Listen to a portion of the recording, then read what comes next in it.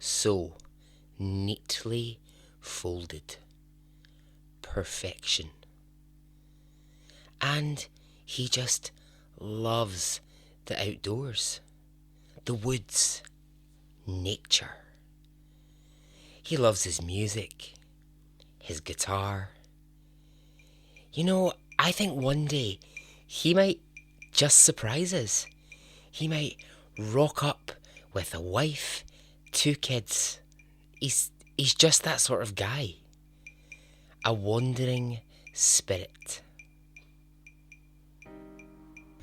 Why are his clothes so neatly folded? And why was he in there? And why, and why, and why? Welcome to Extraordinary Stories Podcast.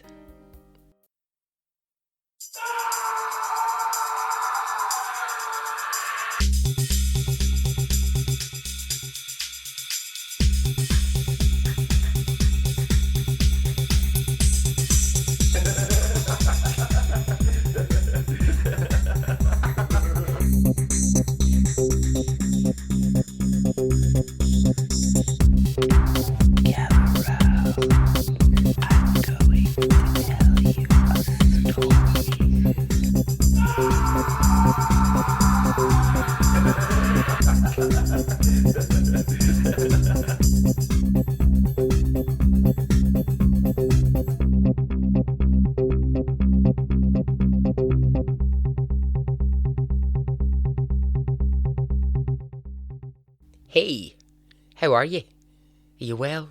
Are you good? I am. I hope all is well with you, wherever you are listening at this moment, whichever part of the world you are in. Thank you if you have been in touch this week. The survival story of Scott and Sean, the last story, was very popular. A lot of you got in touch about that, so great. I've got one shout out to do, and then we're going to get on with the story. Okay, so Hazel Skillen has been in touch. Hello, Hazel. Hazel has been in touch and she's asked for a shout out for 2 listeners of the podcast. And I want to say hello to David McDonald and Beverly McDonald. Hello, David. Hello, Beverly. How are you both? I hope all is well wherever you are in the world. Big love to you both and thank you for listening. Bev put up a post, I'll just tell you this, put up a post in the Facebook group which when I saw it I nearly died. I was like, oh my god, the world's gone mad, the worst thing has happened, someone has posted a picture of a dead dog. That's literally what I thought it was. Turned out, no, it wasn't a dead dog, it just looks like it, but it's a dog who's gotten into a jar of jam and has got itself completely covered in jam and then has basically passed out on the kitchen floor because it's had so much sugar and crashed out. But seriously, quite a frightening picture when you first look at it and then funny when you actually realise what it is. Okay. Alright, so I have a mystery for you. It's a strange story and I could not stop thinking about it.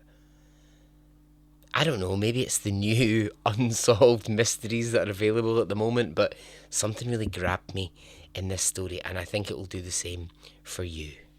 Are you ready? Okay, let's go.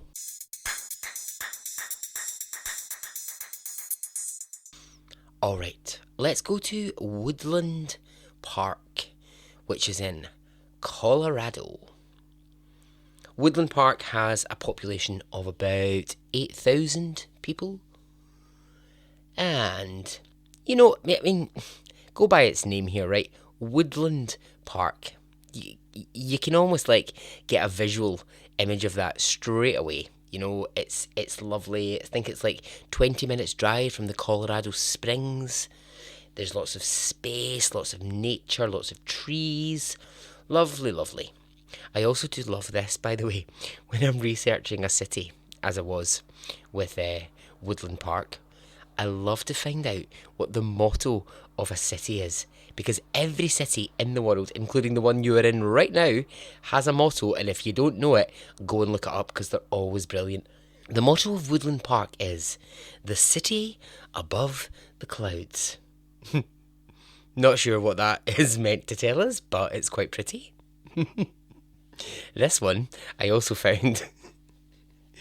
It's not related to the story, but it's just a brilliant city motto.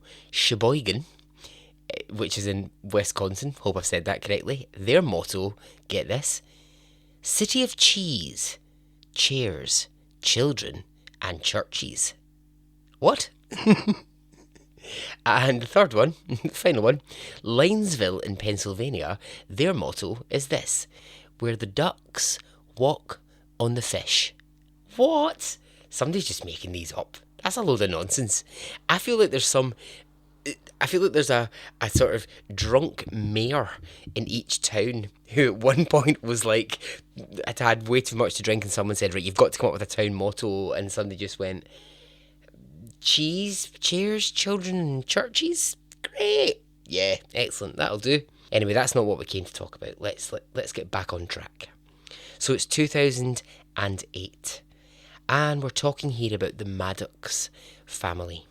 Well, specifically one member of that family. And that's son Joshua. Right, let's get a picture of Joshua and who he is. Joshua is 6 foot tall. He's thin with long hair. Long, like, as in, beyond sort of shoulder length. And in the main photos that you see of Joshua, he's smiling at the camera, or he's holding his guitar with his long, fabulous hair. I don't know what kind of conditioner he was using, but his hair is great. So Joshua Maddox, he loves his guitar, writing music. He likes to write song lyrics and sometimes poetry. And now, I'm not a big fan of this phrase, but Joshua gets described as a free spirit. And now, I don't really like the phrase, but it does kind of give us a picture of Joshua. Maybe a wandering spirit might be a better way to describe him. I don't know, is that any better? Maybe it's worse, I don't know. So people say, look, he's chilled. He's creative. He's connected to his emotional side. And that's just the kind of guy Joshua is. His friends and family will say he's a bit of a wanderer. He kind of goes off and he does his own thing. You never really know what you're going to get with him. He's a bit of a wild card, what he's going to be into next. But he's a lovely guy and very, very, very popular. So, one of the things that he loved was nature, and he would take himself off to the nearby woods, which his house was surrounded by, and he would take his notebook, sometimes his guitar, he might write some poetry, some song lyrics. And so for his family, it's not really unusual for Joshua to say, okay, I'm heading off today for a hike or for a walk, and I'll be back in a few hours. So the family home where the Maddox live, let's just get a really clear picture of that. It's on the edge of a really large stretch of woods. And there's a scattering of properties around the area. So you've got his kind of family home, and then a few miles down the road off into the woods, you've got another house. Not too far away, there's a cabin, maybe about half a mile from the Maddox family home. So it is a bit isolated. Not completely isolated, but a little bit. The family, we have Dad, Mike, we have Joshua's 2 older sisters, and the 4 of them live together in the house. Now, this story starts in 2008, and it's in 2006, just 2 years before this, that the family had an absolutely tragic event. Josh had an older brother who he was very, very close to, called Zachary. And Zachary unfortunately suffered from depression, and after many, many attempts at the family trying to get him help, trying to get help on his own, he just couldn't take it anymore, and Joshua's older brother Zachary took his own life. Now, Joshua would have been 16 when his brother committed suicide, and he took this hard. The whole family took it hard. Joshua's mum and dad had separated a few years before, so his mum lived elsewhere. She didn't live with the family. So here they are. You've got Dad, you've got Joshua, you've got two sisters, and they're just muddling along as a family. So the 8th of May 2008 was not a particularly out of the ordinary day for the family. Joshua says to his family he's going to go out for a walk. See you later. Doesn't really say where he's going to go, doesn't offer what time he's going to be home, just off he goes. And it's sort of early afternoon at this time, and it's like a nice bright day, but it is cold where they are in Colorado. And this is, like I said, it's just a normal day for the family. Or so they thought. This was to be the last normal day that any of them would have in their lives.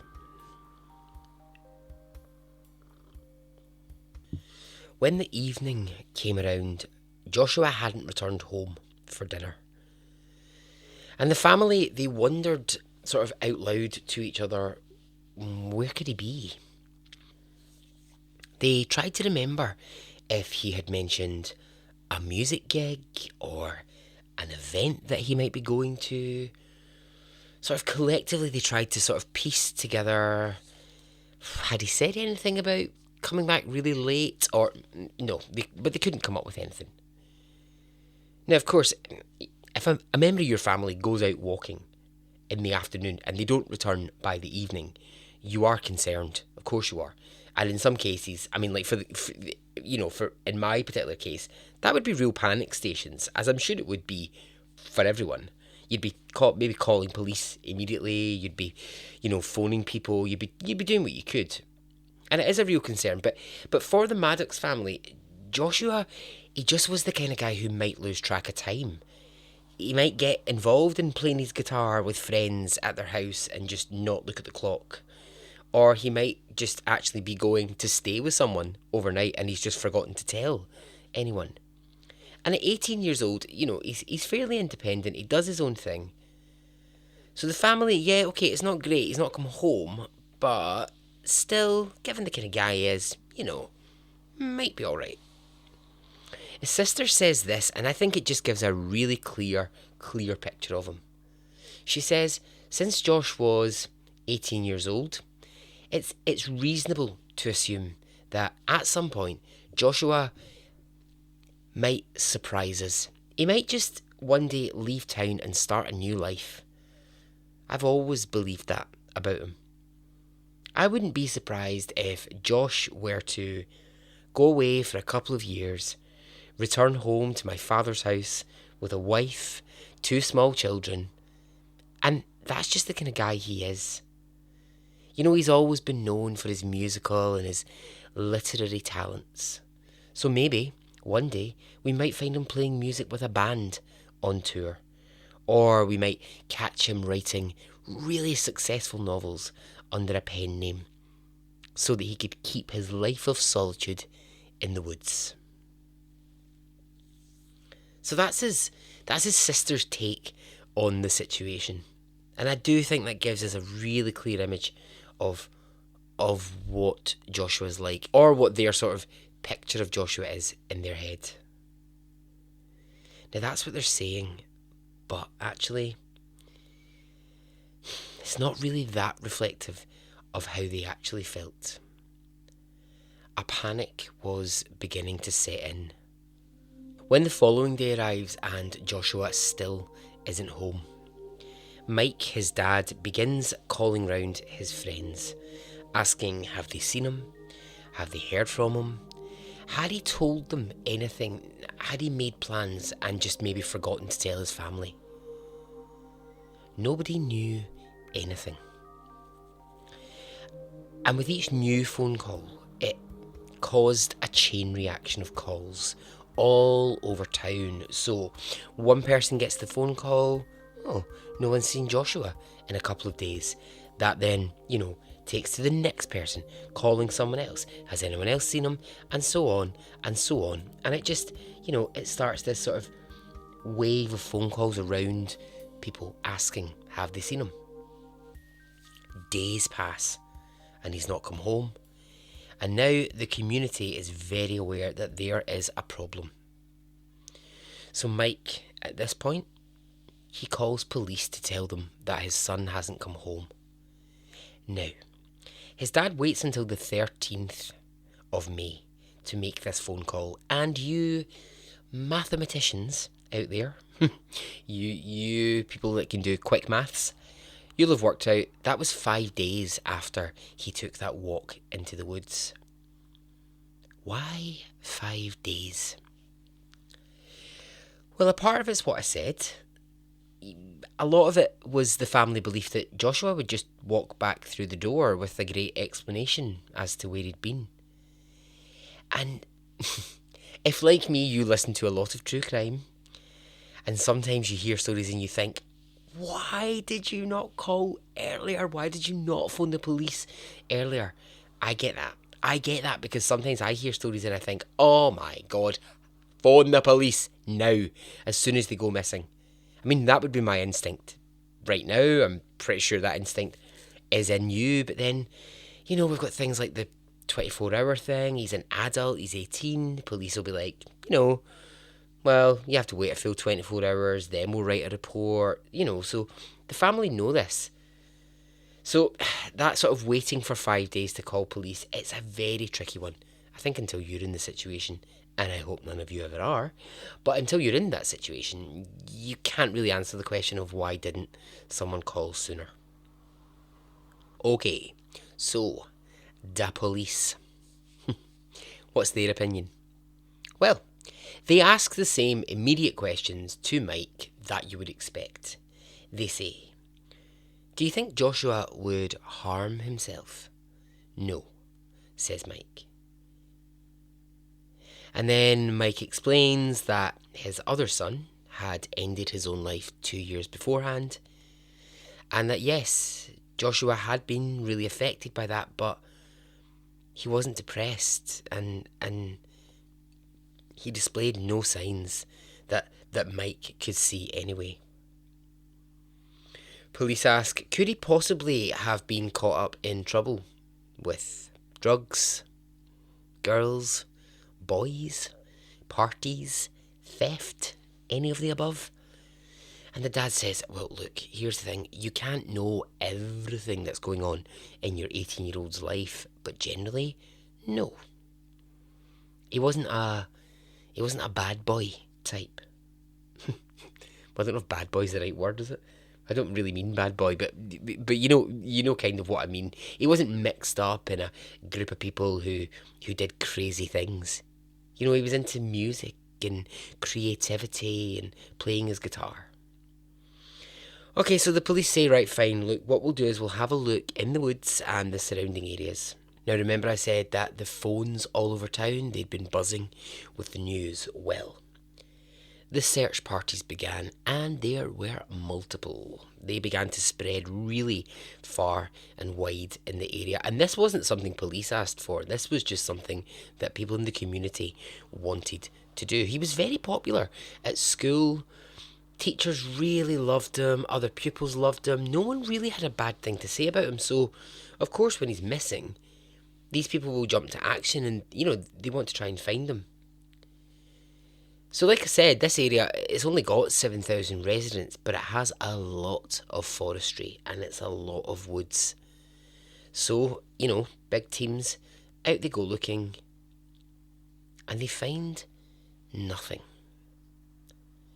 Not a single clue. Not a belonging. Not a sign of where he might have been. And so with each day passing, the family are starting to become convinced that maybe Joshua isn't just going to walk through the door as they had hoped.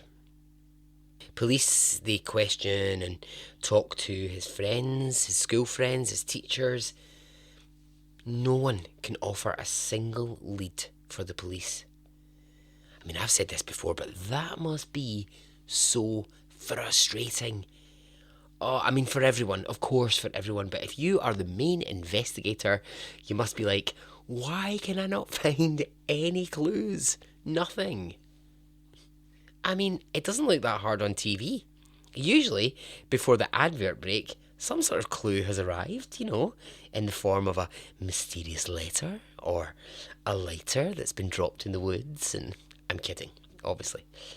But yeah, nothing. Just absolutely nothing. Now, I mentioned this before, but it was cold in Colorado at this time. It was -8 at night. And so, of course, there's growing concerns. What if he's been walking, he's tripped, and he's fallen, and he's frozen to death under a bush somewhere and we can't find him? A few weeks pass, and there's posters now up everywhere with his face on them. There's local news bulletins, there's radio stations mentioning him and giving numbers to call, and it all leads to nothing. Months pass, and the search parties, they begin to wind down with no new evidence. After a year, the missing posters of Joshua, which were at one time plastered everywhere, they're now being taken down or covered over by new posters. Most people are beginning to accept that they weren't going to see Joshua Maddox again. His high school friends, they just accepted he was gone. Where, they didn't know. Dead, maybe? Some thought, yeah. Others thought, nah, he's off on some journey somewhere and he'll be back. His family, they had mixed feelings, and whilst they didn't really want to say it out loud, the thought that he might be dead was never too far away from them. Now, Mike, his dad, he'd been for a while, and this is before Joshua's disappearance, he'd been thinking of selling the family house. He really wanted to just move to somewhere smaller.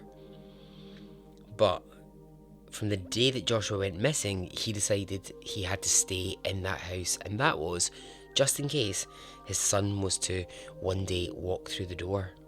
He was terrified that if Joshua was to come home, he wouldn't know where to find his family. So they stayed where they were. After 2 years had passed, the story had just become old news. And as the more and more years passed, whilst people never forgot him, it was a bit like, what did they do? Like, time's moving forward and there's never been a sighting, a mention, or a trace. He's sadly just another missing person to add to the list of missing people. Now, we're going to shift a little here in the story and we're going to work our way back. So we're going to jump back for a moment to the 1940s and 50s in this exact same area, Woodland Park, in a different time. Alright, let's introduce a character who is quite the character, and he's called Big Bert Bergstrom. Woohoo! Big Bert. Now, picture this, right? A man in his late 30s, cowboy hat, cowboy boots, white shirt, black trousers, and a look on his face that says, "Don't mess with me, I'm Big Bert Bergstrom." So who the hell is he? Well, he is a part of the Bad Boys of Teller County. Bad Boys. Oh my god, I said it earlier on. Oh my god, it's all coming full circle. Anyway, they were a group of guys who lived in this area, and they basically just broke all the rules in the 1940s and 50s in this area. They ran illegal casinos, they ran gambling rings, they ran like illegal pubs and bars in the area, and they even organised prostitution in the local area. A right group of scoundrels, if you ask me. So how and where they did this, they did it in a series of properties that they bought in the Woodland Park area, which sat along the edge of the forest. They had this main space. It was like their headquarters, if you will, and it still exists today. It's now a preschool. Once a den of iniquity, now a preschool. How lovely. It went through a phase where it spent time, I think, as a council building, a sort of place of business. But it's a lovely big sort of wooden lodge, and it's surrounded by trees. And this is where the debauchery, the scandalous gambling and the prostitution was run from. Now, Big Bert Bergstrom, he had a few other little houses and cabins and sheds in that area. And he had one that was called the Thunderhead Branch. And it served as a brothel stroke casino for his gangs and his activities. And it wasn't really far from that main headquarters, and it sat within the woods. Now, a bad boy like Big Bert, he couldn't run his illegal activities forever, and eventually police shut down his operations in the early 50s. He was charged with running illegal brothels, gambling, and all of that sort of stuff. And he had a lawyer, one Mr. Martin Murphy, who tried in court his very best to get Big Bert off of these charges, but he wasn't successful, and Bert went to prison for these crimes, and he earned his place in Colorado history as a man of a great criminal activity. So what did it mean about the properties that he'd been running these things out of? Well, Martin Murphy, the lawyer, he saw this, right, as a brilliant opportunity, because he was like, well, with him in prison, these properties, what's going to happen to them? I know, I'll buy them. So he buys them because he's thinking they're kind of a part of now, like, the sort of culture and the folklore of this place. And also, I can buy them and I can turn them into houses. Fantastic. So he buys them all, including the little cabin that's called Thunderhead. That little branch, the small cabin in the woods. And these properties, they stay in Martin Murphy's family. Over time, what happens is he moves his various children in and out of them. So one of the sons moves into the little cabin. It's got a bedroom, it's got a living room, it's got a kitchen. It's a nice, comfortable little place to live. Family members, they come and go. But over time, they become a bit disused. And it just sort of sits there in the woods. Now, by the year 2013, it had passed down the family. And one of that lawyer's sons was a man called Chuck Murphy. And he now was the man who was in possession of the cabin. And he decided, it's time to knock it down. Chuck was in his late 60s. He had had enough of this place hanging over him, and he just wanted it gone. Now, Chuck was local to the area, and he knew everyone who lived nearby. He knew all the families.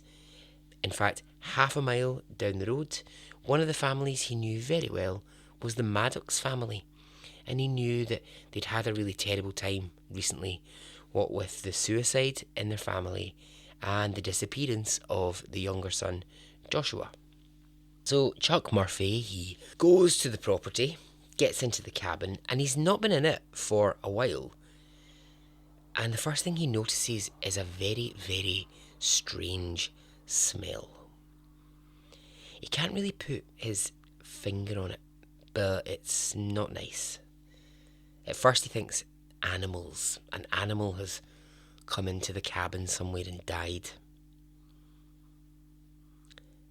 And as he starts to walk round it, he notices some other major disturbances inside the cabin. The breakfast bar has been ripped out of the kitchen and it's been placed in front of the fire and it's blocking the entrance to the chimney. Now, who the hell has done that and why? So Chuck looks around a little bit more. The place is in absolute state, and then he sees something really odd. Clothing. He sees a perfectly folded pile of clothing in the living room.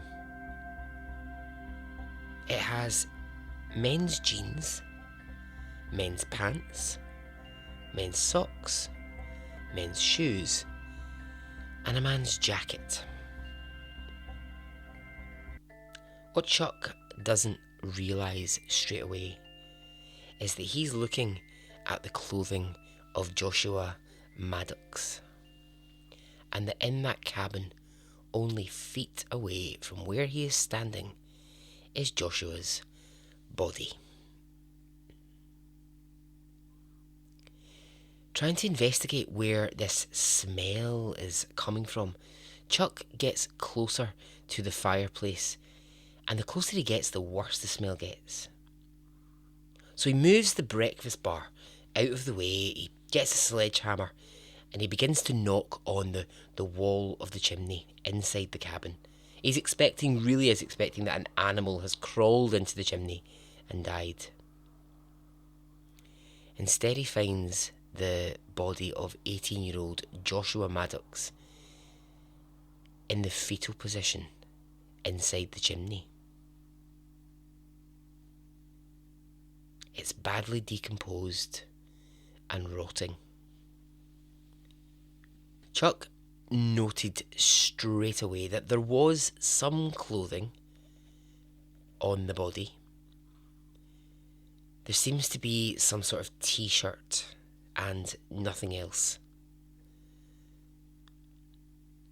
And he thinks, well, that would explain the neatly folded pile of clothing. So he calls police, and police arrive, they look around, and almost immediately they are able to identify that this is the body of Joshua. They do the dental records check, and then they have the horrible, horrible job of breaking the news to the family. Now, hard enough to break the news to the family that 7 years later they have found Joshua. But can you imagine having to break the news to them that he was only half a mile from their house? That's where his body was.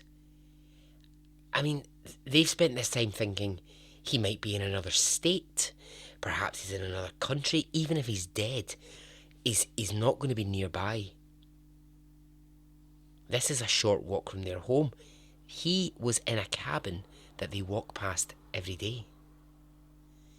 What's so bizarre here is that the searches for Joshua, those massive search parties, had never looked in this cabin. And I know that is so odd. It is so odd. I think it's why this story is so so frustrating. Is it just nobody looked in that cabin? So the police, they get to work straight away. And the family, of course, they want answers now. How did he get in there? Who put him in there? How did he die? And so rather than start with all the hows, police start with, right, what can we rule out? Which I hear is good policing. I believe that's what you're meant to do. Day one of police school. That's what you learn. Rule things out. Okay, so what they can rule out is this. Drugs. There's no sign of drugs in Joshua's body. There's no sign in the cabin. Shot by a gun. Nope, they can rule it out. There's no bullets. There's no bullet wounds in him. Knife wounds? Nope. None. There's not a single wound on him. A head injury? No. There's no head injury. So if you rule out those four, you're starting to make headway, but you're also raising all sorts of questions. Initial theories, of course, and speculation starts to go around. Oh my god, he must have taken some crazy drug and he's accidentally fallen in the chimney, or he's climbed into the chimney. And no, police say no, I don't think that's the case. We know that he wasn't attacked, he wasn't shot, and someone didn't hide his body here to hide a murder. That's not what this was. The next theory is, did he fall into the chimney from the outside? Was he on the roof and he fell down? Well, there's two major problems that arise with that. One, he was only wearing a t-shirt. Why would he go onto the roof wearing only a t-shirt? Okay, that's one thing that people will question. And secondly, and this is the bit that's really going to rule out the fact that he went from outside down the chimney, is you just couldn't really fall down that hole. You would need to actively climb into that, and you would need to really work your way down into it.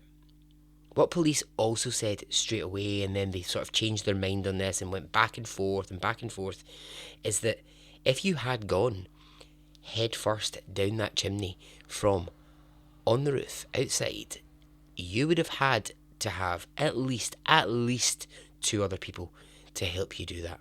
You couldn't have done that on your own. So it's very tricky. What complicates things here is Chuck, who had been doing bits of maintenance here and there over the years on the cabin, starts to talk to police and, well, in fact, anyone who will listen. Chuck starts to talk about this thing that he built in the roof years before, and it was like a mesh, basically. So what he'd done is he'd gone outside, he'd gone up to the roof, and the top layer of it, the top layer of bricks on the roof, he'd gone a couple of layers down to the second layer, then the third, and he'd put some mesh, some really heavy duty metal mesh there. And the reason he'd put that there is because what he didn't want is, when no one was living in the cabin, he didn't want an animal climbing along the roof to fall down it, a small animal like a raccoon or a something that could fall down and get trapped in the chimney.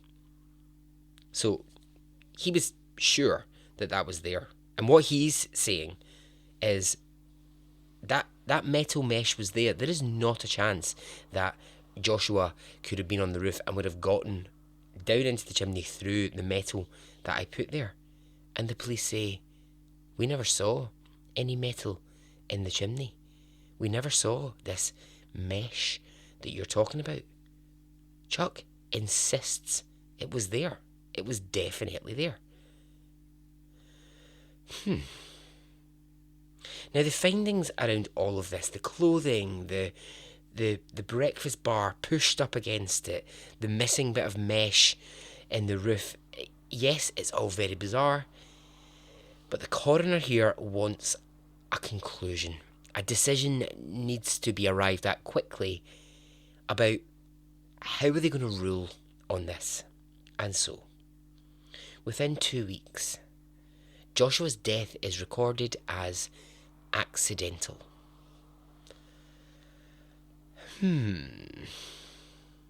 This wasn't good enough for most people.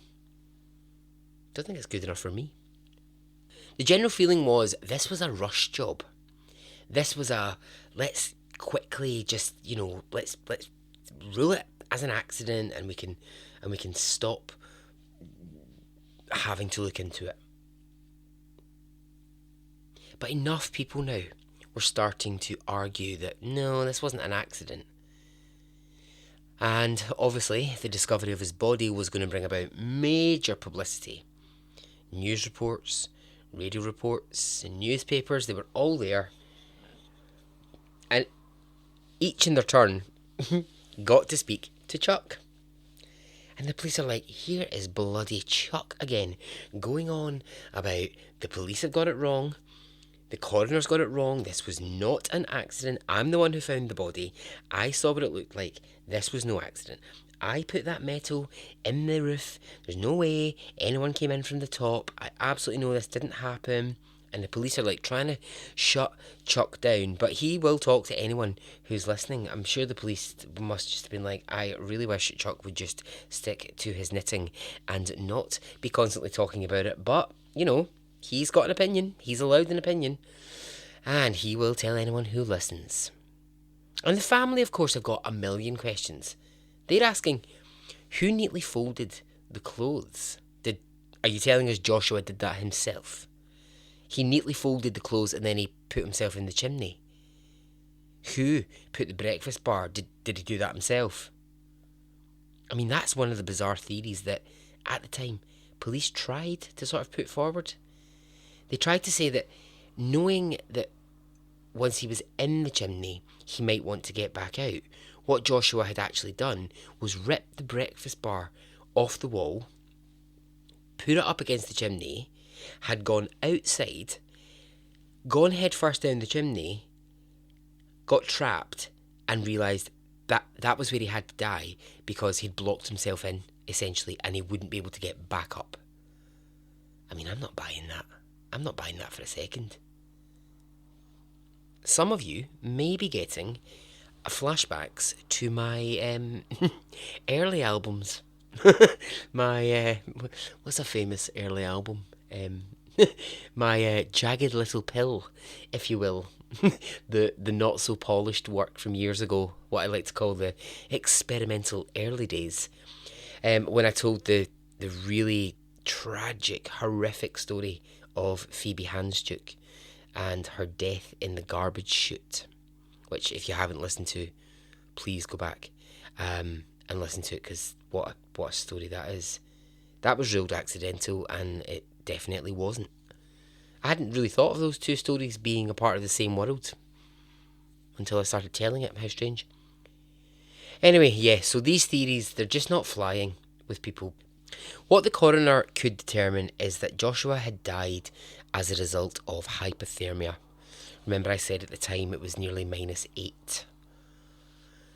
One of the most devastating statements to come out of this whole case from police was this.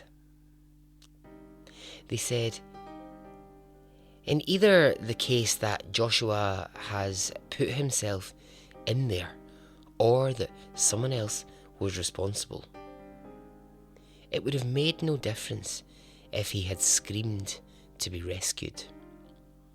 Inside that chimney, inside that cabin, and half a mile from his home, surrounded by only trees, no one would have heard the screams. The discovery of his body brought police back to questioning friends and those who knew him, but obviously, I mean, we're 7 years on, and truth be told, nothing had really changed in anyone's memory. Now, with enough badgering, 2 weeks after the accidental death ruling, police agree, okay, fine, they'll reopen the case. They'll go back over the evidence. So they start looking at various things like the position of his body. Did it mean he had to come in from the top? Could he have gone in from the bottom? Again, it's all just speculation and theory. At one point, it's like, no, it would have taken 4 people to get him into the chimney in that position. He couldn't have done that himself. Then they're saying, no, actually, it's possible that he did do it himself. And it just, nothing becomes a concrete answer. The clothing, obviously, huge problem.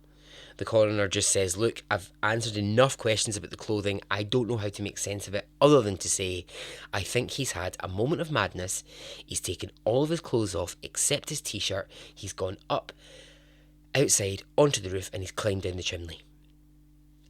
And he's climbed down the chimney. And his family said, no, it's not possible.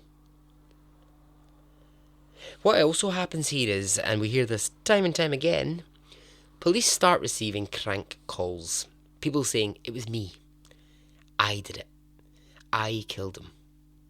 And really all that leads to is police having to track these people down only to discover they're complete cranks. So let's bring into the story and then we'll quickly kick him out and get rid of him. A man called Andrew Newman. Andrew Newman was a school friend of Joshua. Now, I say friend.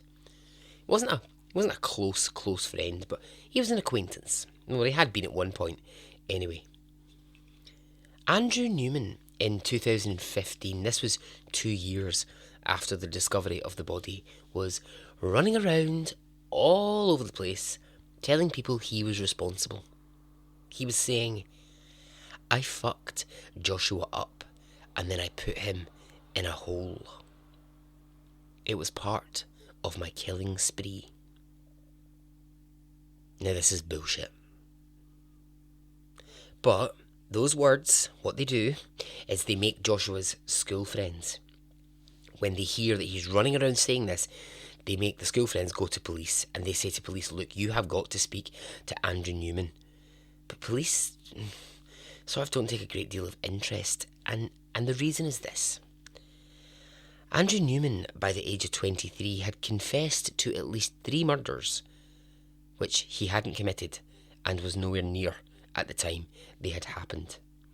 So to claim that he had murdered Joshua was just adding to the list of, this was now the 4th murder that he was apparently involved in, but wasn't really. Andrew Newman claimed at one point that he'd murdered a woman and put her in a barrel. Didn't happen. He claimed to have killed a disabled man. It just didn't happen. Police had investigated all of these years before, and they sort of attempt to sort of maybe check out, did he do something with Joshua? Was he partly responsible? Turns out Andrew Newman, when Joshua went missing, was nowhere near Woodland Park. He was in prison for a drugs charge. So this was just another one of his fantastic stories. Andrew Newman had and continues to spend his life in and out of different psychiatric facilities. So as much as people really wanted to believe that they had found who was responsible and what had happened, they hadn't, and police just shut it down.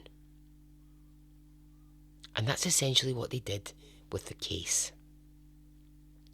The Andrew Newman stuff was 9 years on from the day that Joshua went out for a walk, never came home, and police were ready for this story to end. For the family, they'd already accepted that Josh might never come home, and now they had to deal with the hard reality of that and the grief that would come from that. For the community of friends and teachers and families, thinking that one day he might just walk back into their lives, that was over. The investigation wound down. The family and the friends, they did their absolute best to work out what could happen, but there was no satisfactory answer. How the 18-year-old Joshua got into the chimney, who folded the clothing and who moved that breakfast bar would never be answered. The one little piece that the family got is that they were able to bury his remains and give Joshua a proper funeral, and so they could move on. They moved away from their home in the woods, and the cabin was demolished. And that's where it ends. And if we believe the coroner and the police, then we believe this.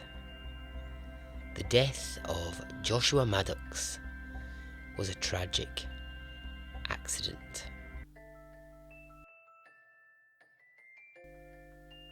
And so ends the story.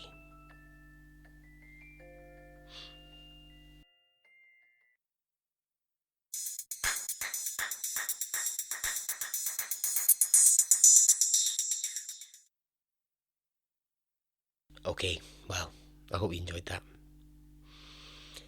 If you feel so inspired to do so, just type the name Joshua Maddox into Google and put aside, I would say, about a week to go through the endless theories on Reddit.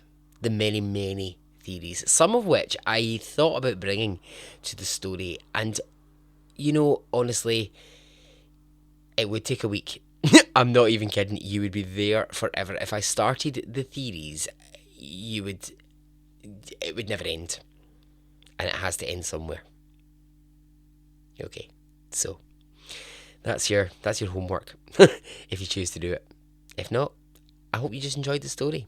Alright, get in touch. Say hello. You know what I am. Twitter, Instagram, Facebook. Join the Facebook group. Bloody fabulous. Oh, and keep sending these amazing packages around the world. Again, I know I've mentioned it before, but bloody hell, it's wonderful.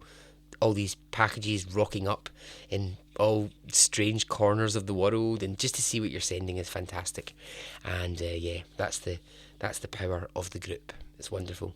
Okay, so I'm gonna get out of here. Until the next story, be well. Okay, goodbye.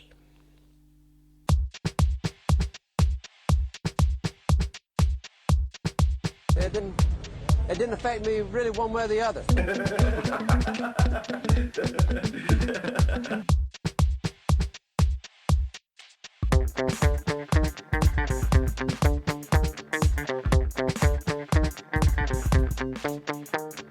I would imagine from the look on his face, let's get it on, let's do it, let's get it over.